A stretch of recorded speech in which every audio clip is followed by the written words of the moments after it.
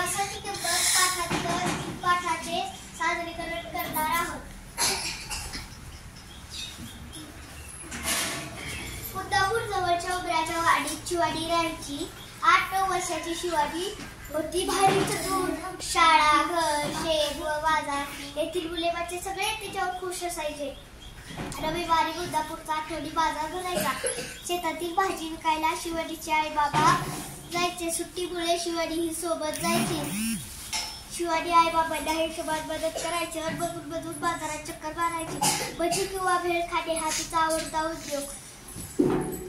एका रविवारी अशीच फिरत मिठाईच्या दुकानापाशी आली. मिठाई पाहत सहज उभी होती.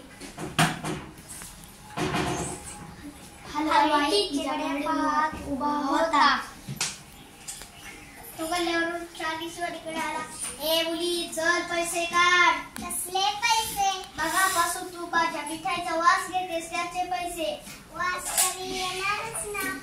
पैसे दिलेच पाहिजेत म्हणून हलवाई ओरडू लागला. हळूहळू बघायची गर्दी जमली. काय माणूस आहे हा, नेहमी असंच काहीतरी विचित्र वागतो. वासाचे पैसे वेळा दिसतोय.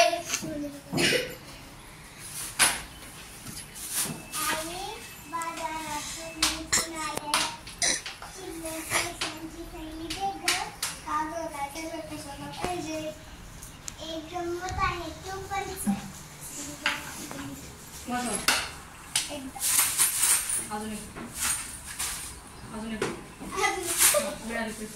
मिळाले पैसे. कसले पैसे? कुठे मिळाले? मी तुमच्याकडून काय घेतलं? मिठाईचा वास.